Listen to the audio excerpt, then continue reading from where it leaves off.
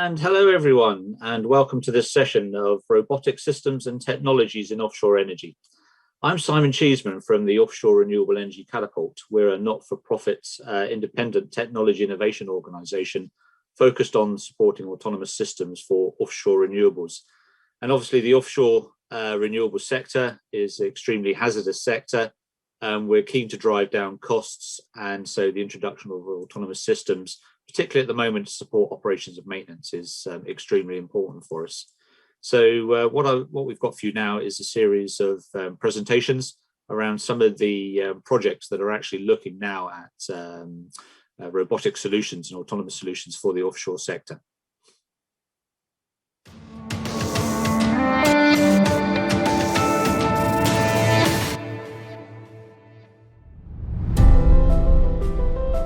As we race towards our net zero targets, accelerating the growth of offshore wind and pushing sites into ever deeper waters, the operational landscape will have to change too. Robotics and autonomous systems offer a ticket to reduced human deployment offshore, a chance to reduce costs and to improve asset integrity through predictive maintenance. One game-changing UK robotics developer has made it their mission to ensure the offshore wind industry sits on the firmest foundations possible. Innotech UK's iFrog is an amphibious robotic platform that can navigate turbine monopile walls using a magnetic adhesion, both above water and up to 60 metres below the surface. Working autonomously to their own test schedules, iFrogs conduct non-destructive ultrasonic testing of monopile surfaces for corrosion, loss of weld integrity and biofouling. Combining this data with material properties, asset history and degradation pathways, iFrog could also provide operators with condition and predictive condition reports, as well as optimal maintenance strategies.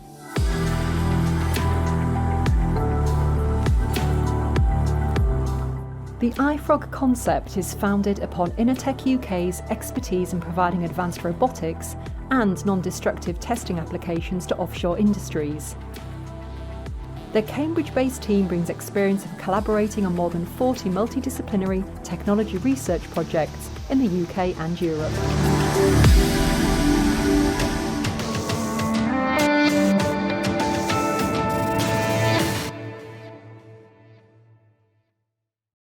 Well, I hope you enjoyed that great video from Innotech. And next up, we've got Zano talking about the MIMRI project.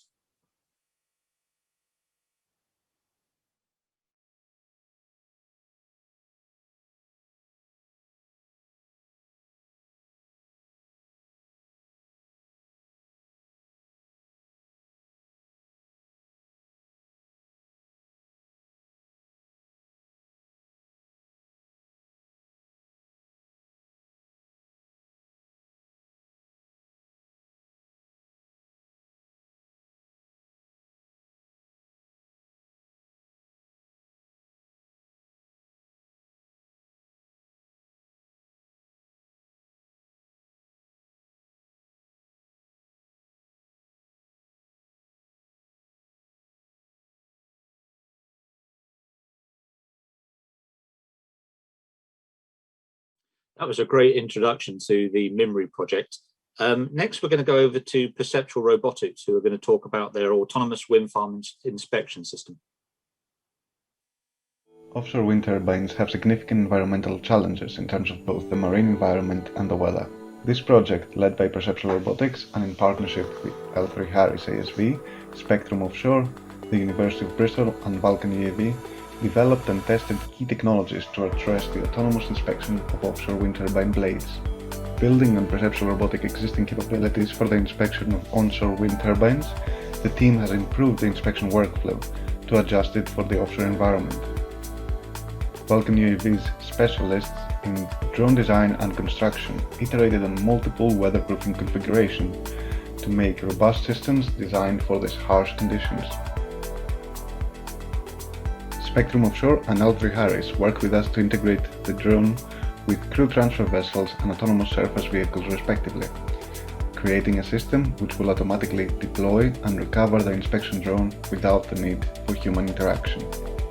At Perceptual Robotics, we work closely with computer vision experts of the University of Bristol to integrate cutting-edge modern sensing and control system to allow for the double redundant autonomous takeoff and landing system, even when the vessel is moving with 12 knots and at a seat state of 2. The UK is a world leader in offshore wind energy, and this project is another further step change in the efficiency and quality of inspection. Thanks to Perceptual Robotics for that presentation. And next up, we've got Bladebug talking about wind turbine blade inspection. Hello, I'm Chris Cheshlack and I'm the founder of Bladebug Limited. We are developing our Bladebug robot, a universal robotic system designed to remotely inspect and repair offshore wind turbine blades. Our recently completed 24-month project, Demonstrator for Robotic Inspection and Maintenance of Offshore Wind Turbine Blades, was in collaboration with the Offshore Renewable Energy Catapult and was a continuation of a Phase 1 technical risk and feasibility project. During the project, there were many highlights and achievements. These include growing the team from 1 to 7 full-time employees. We also secured our first private investment. During the project, we have our first patent granted, and we have a further 2 pending. We've also developed a comprehensive commercial exploitation plan using input from the Catapult as well. We've also gained industry traction with letters of support and intent from original equipment manufacturers, owners and operators, and independent service providers. And finally, we've designed, built, and tested the latest Mark II version of the robot to TRL 5. Our ongoing collaboration with the Offshore Renewable Energy Catapult has enabled us to test and demonstrate every part of our robot during its development, from the Mark I to the latest Mark II version that we have. We've been building up testing and gaining confidence from original low-level horizontal blade walks to progressing to vertical walking on towers, to finally performing a world's first robotic offshore wind turbine blade walk on the Catapult's Leavenmouth demonstration turbine in Scotland. The next step for Bladebug include further verification and validation demonstrations, with the expectation of them leading to pilot trials with potential customers and a sales pipeline. We want to increase the environmental resilience of the robot, and we're also looking to extend collaborations with existing companies, tool and material suppliers to accelerate the development of additional tool sets for the robot to include solutions for leading edge repairs and also tower bolt tension inspection capabilities. Thank you.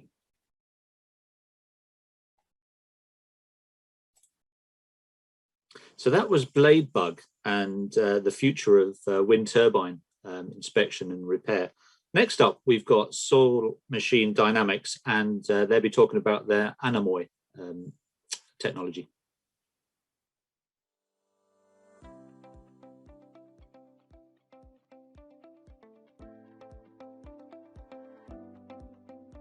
Hi, this is Stephen Wilson from Soil Machine Dynamics. I'm here to tell you about Project Anemoy. Over the last 50 years, SMD has delivered some of the largest and most complex subsea robotic vehicles in the world. Despite being very successful in the offshore wind sector for trenching, SMD's remotely operated vehicles had not had the same level of success. We realised that the way forward for both offshore wind and for the ROV market in general was to move to electric.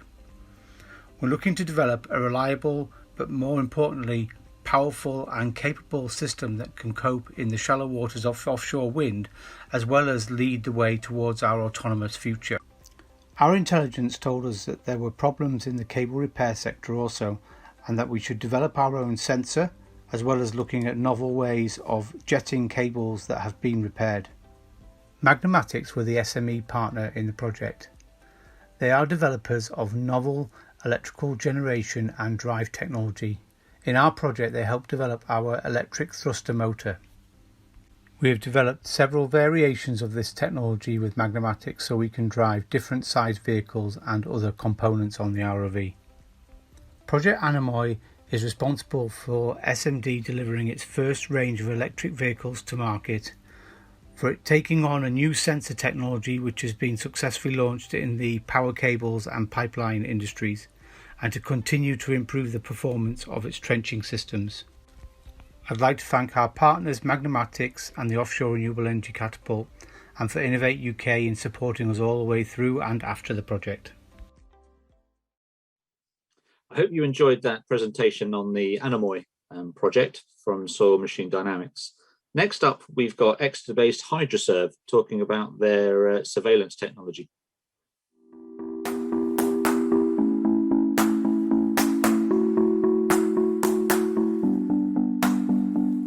Good day, my name is David Hull. I'm the founder and CEO of Hydroserve. And if you're just getting to know us, we're a designer and builder of uncrewed surface vehicles. We have a product that enables our customers to say yes to hydrographic and environmental survey challenges. And to do this, we stack our USV platforms with cloud-based geospatial viewing tools. The ocean industries and maritime trade will see massive growth in the coming decade, driven by population growth, rising income, resource scarcity, and the effects of climate change. Fisheries and aquaculture, coastal management, seaports and offshore renewable energy, what these industries share is that they're underpinned by data. But our established surveying and mapping markets aren't equipped for future need, since they rely on labour-intensive and carbon-intensive large ships, which can expose seafarers to hazardous surroundings. We've seen the rise of robotics and autonomous systems, but we haven't yet seen widespread adoption and frequency of use. And that's perhaps unsurprising, since these systems are expensive to buy and expensive to operate. At Hydroserve, we see a different vision. Our range of low-impact electric and hybrid USVs from 1 to 6 metres have been developed without compromise on integrity levels, precision, or capital and operational economy. And furthermore, recent IP audits have captured patentable features on each product. Then we've developed data delivery solutions aimed at addressing specific market segments which can gain the most from this technology, putting advanced features in the hands of users without specialist skills or eye-watering license fees. Finally, we've created sales models which enable users who would not usually make a capital investment into a USV to access the technology with use-based sales models. Reduced cost, reduced carbon emissions, flexibility and convenience will secure new customers. Ease of use and analytical features of our cloud platform will keep them coming back to Hydroserve's solution.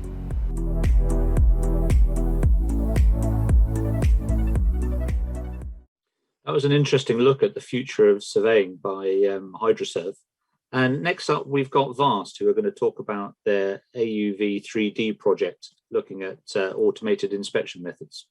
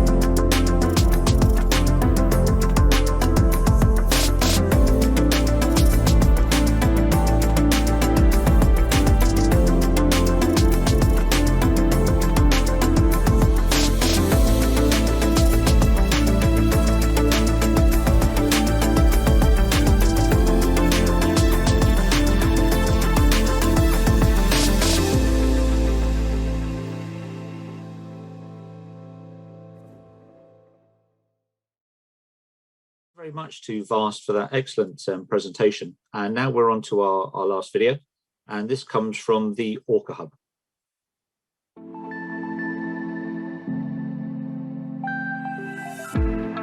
The Orca Hub is looking to solve some of the offshore energy industry's challenges by developing robotics and artificial intelligence technologies that can help make the industry more productive. It enables robots and autonomous systems to go further and deeper than we've ever gone before, and into situations that are perhaps hazardous or dangerous. It's about taking the human out of the hazardous environment to ensure the assets can still be sort of managed effectively and productively, but without creating that safety hazard. The opportunity in service robotics in the future are huge, so we're making sure that we connect that research base into industry to make sure that all the advancements they've been working on over the years rapidly accelerate out to end users in the field. So that means that not only would we be more productive in those environments, but actually we'd be safer.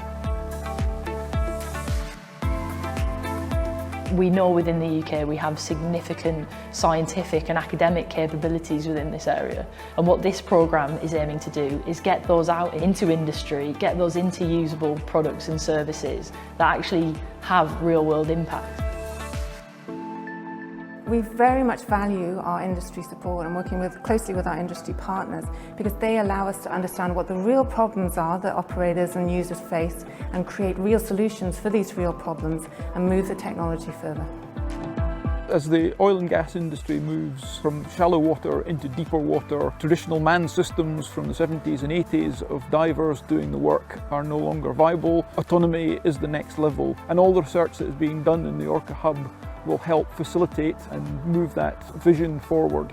What I like about the Orca Hub is days like this, where they invite members of industry to come and witness the demonstrations and the deployments, and they really want the industry feedback.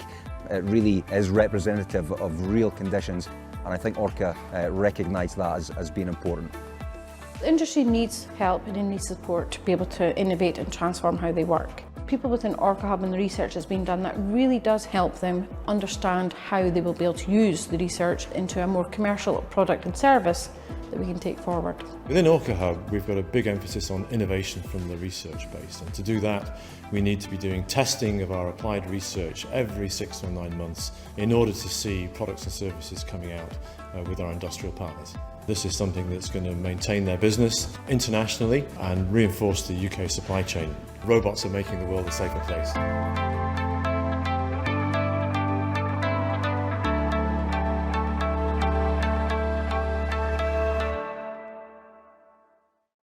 That was a great presentation from the Orca Hub, and so that completes our lineup of videos now. I'd like to invite the representatives from each of those projects now to join me in the panel session. And we've got about 25 minutes to run in this panel session. I'd invite the audience out there to put forward any questions they've got as a result of the presentations they've seen, anything they want to ask about robotics in the offshore renewables sector. But first of all, I've got a couple of questions that I want to ask, and but the first questions are really for Sen at Orca Hub, and welcome, Sen. Sen, what's the difference between the hub and the industry projects?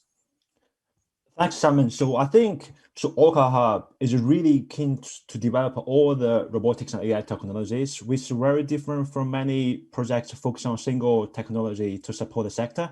And also, we are really keen to build a robotics and AI community for the UK offshore energy sector. This is a community, people all working together, including the oil, gas, and also the offshore renewable. Okay, right. I mean, that's excellent. That's exactly what we want. So how can sort of industry partners get involved with the Orca Hub?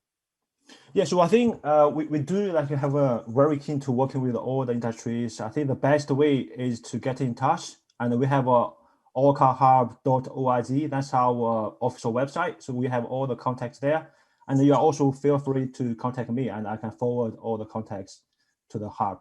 Thank you. Okay, great. That's really smashing. Okay, so just we've had the presentations from the team. I'll just be interested to know what the next steps are for some of our teams that presented there, and perhaps I can invite Ben from VAST to just give us a view on what's next then for AUD3D. Sure, thanks, Simon. So, I mean, we've gone through the AUD3D project wrapped up in January this year, and we've gone through a rapid commercialization process to bring that product to market. And we are now selling camera systems equipped with the technology we developed in AUD3D as VAST. And our next steps are really going to be focusing around expanding the autonomy technologies that we have. So we'll be focusing on supervised autonomy and pilot assistance systems, which I think can act as a sort of force multiplier, allowing the skilled operators to basically deal with the interesting stuff, and whilst we take some of the drudgery out of that. Okay, that's smashing. And really same sort of question for Stephen at Soil Machine Dynamics. What are the next steps for your team and your project? So we've got sort of 3 different strands going on from the Anemoy project. The first one was around a new sensor for cable detection, particularly around offshore wind power cables. And like FAST, we're in the commercialization process. So at the end of quite a lot of testing offshore, we're now providing it as a rental system to contractors that are working in the offshore sector. The second part was around our electric vehicle technology, and we're at the final steps of testing of that vehicle, but we are talking to customers about replacing their hydraulic ranges of work-class vehicles with our new electric propulsion system. And the third part is the manipulator. So we did a feasibility study during Anemoy if we could make a high-power electric manipulator. There was not one in the market when we started the project. And we're now in competition with 3 companies to be the first one to get there. So yeah, we'll keep working on that and pushing the technology forward, but it's a lot more tricky than you think. But it was a great way of de-risking these different technologies, and they're very different for SMD as well. So we've never been involved in sensors before, let alone doing the equivalent of electric car development as well. So the projects really helped to underwrite some of that risk and get us out into the market with these new products. Okay, brilliant, Stephen. And I've got a follow-on question for you, actually, because for us in offshore renewables, the laying of subsea cables is particularly expensive. It's fraught with technical risk in getting that cable lay in the right place and avoiding sort of kinks and damage to the cable. Can you see a time when autonomous systems will be able to sort of carry out those sort of functions? Yeah, I mean, at the moment it's done from a vessel, a conventional vessel with a big cable on board and a team of people that are actually handling the cable. We've been looking way into the future, and maybe by moving the cable nearer to the seabed, doing underwater lay systems is a way that actually it could be made autonomous. At the moment, the running of these big vessels is very unlikely to get all of the people off the vessel. There's just too much going on, too many things that can go wrong. But if you could simplify the cable lay process and put it out of the heaving sea and underwater, then yeah, I could see that becoming autonomous. But what we're seeing is that the big push really is for some of the other things, like maybe burying the cable or inspecting the cable. Those are the things that are going to become autonomous first, and that's where our vehicle is going, and that's definitely where the vast sort of near site technology is being used to recognize and allow autonomous actions to take place around things. Okay, that's really fascinating. Thanks very much for that, Stephen. And really just going back to the question of what's next for your teams and your sort of projects, and perhaps I can direct that question towards Costas, and perhaps Costas, you could tell us a bit more about Perceptual Robotics and what's next for you. Excellent. Yes, of course. And thank you for inviting me today. So for us, there's kind of threefold steps that are happening out of this project. The first is in the fear of repeating myself, commercialization and taking these capabilities to market, and we're doing extensive reliability trials with customers now. The second is sharing the technology. We developed as part of the project autonomous takeoff and landing capabilities, which we want for wind turbine inspections, but we understand other people want for a lot of other reasons. So we are working with the Mimri project, for example. We work with them to share some of these technologies and other projects to share these capabilities. The last part for us is the verification validation aspects. So we see, okay, having a system that works is not enough. We need to convince people that it works as well. So studying the data that are coming out of the inspection, studying the data that comes out of processing those inspections, that's really key to build trust and faith with the market. And we're working with DNV on our project about that. Okay, I mean, that last point about validation data and the fact that developers want to collect what we call bankable data is data that is fully trustworthy is super important. Can you elaborate a little bit more on how do you actually go about that? Because you're creating a new system, a new way of collecting data. Do you sort of benchmark it against more traditional methods of collecting data? Yes and no. So definitely the first step is benchmarking, but we are way beyond the benchmarking situation. That performance is much better. So what we need to do is look at the final output and see how changing the data affects the final output and the performance of that. So we go backwards. We look at the impact that damages have. We work backwards and say, okay, if we distort the data in this way, what impact will this have to the business case effectively? And then we try to evaluate the level of distortion on the original data, if it makes sense.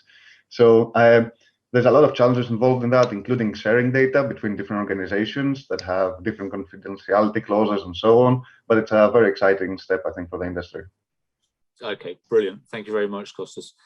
Just a reminder to the audience out there, we've got a really impressive panel here in front of us today, and they're doing some remarkable things in the field of robotics and autonomous systems. So, this is your opportunity to ask them, any questions that you like. You won't have this opportunity again to sort of put questions to this group of people. So what I want to know about really is what are the challenges going forward for robotics in the offshore energy sector? And maybe I can direct a question to Atif at Wutsano. So what are the challenges for robotics getting into the offshore renewable sector? Yeah, thanks for that. I think one of the biggest issues about robotic systems and trying to integrate that with offshore industry is reliability. So because the environment is quite extreme, trying to get systems which can reliably work over a period of time, which can not only add value immediately, but also add value over the period of time for, in this case, the wind farm operators, is sort of the massive challenge. I mean, in sort of respect to Mimbri project and what we've been doing for the last year, I think the biggest challenge we've had was a sort of unexpected COVID-19 requirements of trying to get people in place or in one place to actually do the physical trials. I think the project have done, in fact, exceeded the expectations from the perspective that despite the sort of issues we faced in trying to work in isolation, individually, we were still able to demonstrate the technology in one way or the other. But I think reliability is one of the biggest problems. So we worked from our end, sort of utilizing and proving our technology works in sort of extreme environments. And that element is one of the biggest issues of trying to get that systems in. Second, I would also point out the sort of cost of building these robots and getting it down to a price point which effectively gives a good return of investment to the customers who are planning on potentially automating these processes. If done correctly, this can be a huge cost saver. But if it comes at a very large upfront cost, that can be a big limitation of adaptation of these technologies. Yeah, absolutely. I think proving reliability takes time and effort, doesn't it? And we've got to ensure that these systems are absolutely sort of foolproof. What sort of level of engagement do you get with the end user, if you like, of these systems at the moment? I mean, there's a lot of interest in getting these systems in place. There's a lot of interest in automating processes. We as a business, this is sort of a first take into getting into offshore and extreme environments, trying to integrate technologies. The sort of thing we built and got very good commercial success out of was the sort of thing you see behind me, a fruit picking robot. The technology we have developed as part of, the fact that we proved the technology is very robust. We were able to, that has secondary implications to our company as a whole, where because of the tests we were able to carry out to prove that this is so, it can work in extreme environments. We were able to also integrate and utilize these systems in our fruit picking sort of thing. Just last month, we've signed over 300 million pounds worth of contract to get integration of these robotic systems. And we hope that following on the pathway, we work with Chris here as well, Bladework, the robots in the Mimbris, our technology is integrated within their robotic system. We hope that in the near future, as the systems become more reliable, we hope that we can actually have a similar success in getting and integrating these systems into offshore wind farm industry. But we're on a very good track on making this happen. Okay, excellent. Thanks very much for that. You mentioned Chris and Bladebug, so I'll turn. I was going to turn to Chris next anyway, actually. And Chris, just tell us a little bit about Bladebug and the challenges that you face in sort of persuading the end user that the technology is viable. Yeah, well, I think it does come down. It comes down to that reliability, robustness, and the verification and validation of what we're trying to develop.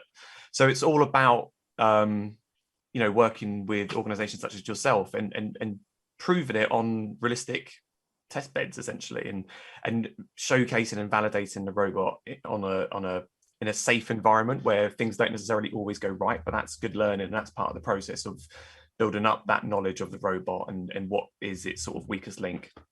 And so we're in a similar position to Costas. We're developing, or we're working on a verification and validation project at the moment to actually just bring and understand the level of robustness and understand where we need to, increase that so it can work in the extreme environments of offshore wind. So that's what we're doing at the moment to get our, inspection and repair robot out there into customers' hands as soon as possible. Okay, that's great. Thanks very much indeed. And I suppose Bladebug technology and wind turbine blade technology. Do you see those sort of advancing hand in hand in the future? Very much so. I think when the robot is out there being able to do things, I think it opens up a lot of doors or opportunities for wind turbine blade designers or manufacturers to see we can add on features to blades that are already out there, or it can make opportunities that are not present at the moment where you're currently using rope access technicians to perform tasks. So no, I definitely see it as being something that we'll be working collaboratively with wind turbine manufacturers. Smashing. Thanks very much, Chris. Maybe I'll turn to David at HydroServe, and huge market potential for surveying both inland waterways and sort of tidal and things like that. So tell us a little bit about how you're sort of selling yourself, if you like, to that end user in terms of the the advantages that your system's providing. Yes, thank you, Simon. I think Robotics for a Safer World has done a huge amount for HydroServe in terms of raising the awareness of our technology. And we focus across 4 key sectors that stand to gain the most from USV technology. Offshore wind is one of those. And of course, there are valid concerns about cost reduction in the sector being a sort of margin on erosion. And robotics and autonomous systems can provide a component part to that cost reduction, but at the same time they can add other benefits like improving the sort of safety and welfare of seafarers by returning them to sort of land-based operations centres. So I think there's some gains like that are sort of they're easy gains across a number of different sectors. But I think what we need to do beyond that is look beyond solely the use of the robotic technology to actually what additional value can that provide to the client. And so robotics is a part of the solution, but it's all about stacking it with other technologies as well that can really deliver gains in productivity and cost efficiency to those end users. Yeah, I think that's a good point you make there, Dave, is what opportunities do robotics really open up rather than just sort of replicating what people did before? What are the new things that we could do as a result of having those robotic systems? I mean, is there any ideas from your perspective around that? Yeah, absolutely. I think autonomy is no guarantee of cost efficiency. I think especially while it's an emergent technology, there's a number of sort of component parts of that infrastructure that remain expensive to operate. So really, it's about trying to extract additional value out of multi-mission capability, increasing perhaps other operators from a single platform in the case of our USV technology. So using that to support underwater inspection technologies or even aerial inspection technologies, whilst other sort of work scopes on a wind farm could be completed. So I think it requires us to look quite broadly at those opportunities. And I think moving on from these initial robotics for a safer world projects that we've delivered, there's really a focus now on what's next and how do we make that more attractive to the user community. Brilliant. Thanks very much, Dave. I'd like to turn to Michael and hear from you, Michael from Intertek. What are your thoughts on some of the issues that we've sort of discussed so far? Thanks for inviting me along today. Yeah, I think so. We're in a similar boat to many people. We're doing the whole commercialization thing at the moment, and that involves basically demonstrating the value to our customers, to the operators, in our case, the service providers, and particularly in offshore wind maintenance. So our project focused on developing a platform for enabling wind turbine foundation cleaning and inspection, internal and external, which kind of opened up new capabilities for these operators and kind of opened the door to reducing costs somewhat. But I think to truly reduce costs, you kind of need to take people out of the equation completely. So rather than also having a vessel, an attendant vessel, that's an enormous cost, and having the whole health and safety side of it while being offshore adds an enormous cost. So really it's autonomy with reliability and the asset being designed to be sort of robotic friendly, so that if you have a resident system that can basically live out there and can either continuously monitor or do inspection tasks at intervals, that's kind of the dream place to be for both sides, for both the robotics community and for the operators, I believe. And how are you able to sell that dream, Michael, to the end users? What sort of engagement have you had so far with them? Selling the dream is easy. They're on board with the dream. They like the concept, and they've dreamt it themselves as well. So that is easy. But it's really getting out and finding the opportunities to do the demo, and not just sort of short-term one-off demos, but long-term pilots to demonstrate the cost savings. Because it's relatively easy to build a system that will operate for a few days, but a whole different thing to build one that will last for a year with no maintenance. So it's generating these opportunities to do the demo and do the trial that are key for us. And working with yourselves, you've obviously provided facilities for us, but also you've opened the door to opportunities with industry, so with offshore operators. So that has been massively helpful for us as a company. Okay, brilliant. And you mentioned resident systems. So in the offshore world, we started off with fixed bottom offshore installations that were relatively close to shore, and sort of easy transition times for technicians in crew transfer vessels. But now we're tending to push our offshore installations further offshore. Hornsey 1 is sort of 170 kilometers offshore. Next generation floating offshore wind will be far offshore to take the benefits of consistent airflows. So what are the sort of challenges that residents presents really to the sector? And maybe I don't know, Sen, Orca Hub, is this something that you're starting to dabble in and think about, is resident systems and how they might operate in the future, and what the challenges are for them? Yeah, so thanks, Simon. Yeah, definitely. So this is very exciting to see resident systems, especially in the future. I think there's a huge need, and also the challenges in terms of technology and also all the practical things adopting that into the industry. As Orca Hub, I feel we always keen to work on that. Actually, we started in the Orca extension we call Stream B to look at some of these very key technologies to support and also develop these resident systems.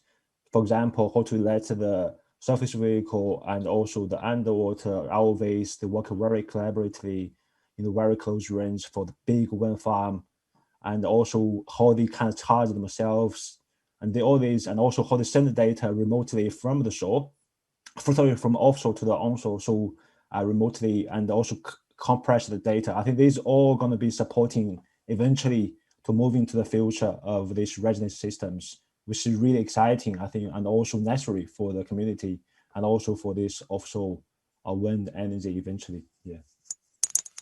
Okay, super. Thanks very much. Ben, Rovco, your system's all about getting data back to operators to make informed maintenance decisions. Do you see your system being part of a residence collection of robotic systems? Yeah, absolutely. And I think there's what I call the data information gap, right? We've got data collected by sensors. That's not actually what the operators want. They want to know the condition of their assets.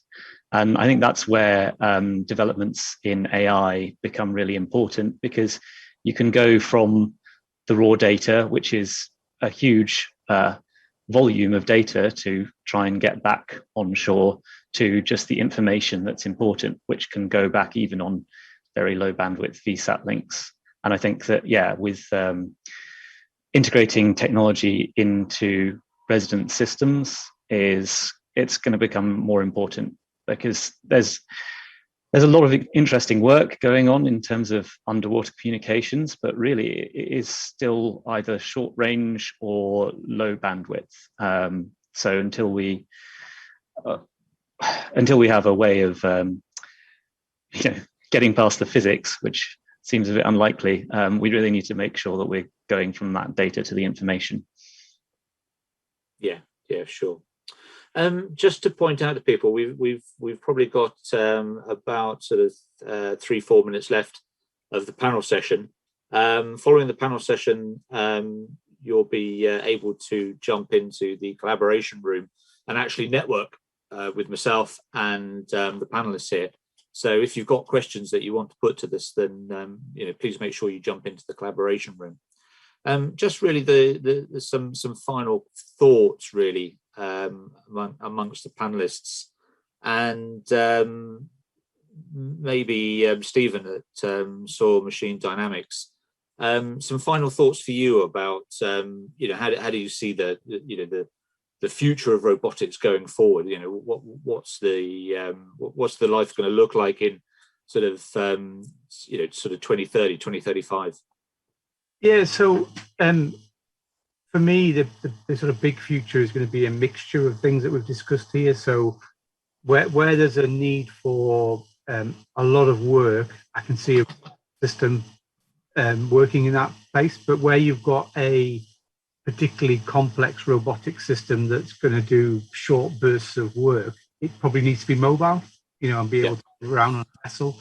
The big benefits at the moment that the industry is sort of chasing is either a better performance or most likely lower cost. And the sort of companies that have been successful already have demonstrated operationally delivering the end result, which might be data, at a lower cost, and clients have gone after that already. So the risk kind of sits with the robotics company that's developed the technology and developed the delivery system. And there needs to be a little bit more risk sharing to adopt some of these bigger systems into the ecostructure of our industry as well. So I think there's going to be a lot of collaboration going on over the next 5 years where things are tested and demonstrated, but there's also going to be a lot of changes in business models and the way that we deliver services to the industry in order to enable a maximum benefit back into the industry, and to make some of these great companies that are in front of us here totally successful at delivering services to the market. Okay, yeah, spot on. Absolutely agree. Thanks very much. One thing I would add is... Oh, right, sorry, yeah, go on. Please, will our industrial partners continue to be good pioneers, because one of the most difficult things is demonstrating these technologies and solutions that we've come up with. And I have had to borrow big vessels to demonstrate our technologies. It's not easy. But as long as we're proving there's some big benefit to them, it seems to be that the industry is willing to support us in this way. Yeah, absolutely. And I think you're right. The issue around collaboration is spot on. And I suppose what we want to see is the economic benefits from this. We want to see the sort of production benefits from this, and also driving out costs for the sector. So that's really important.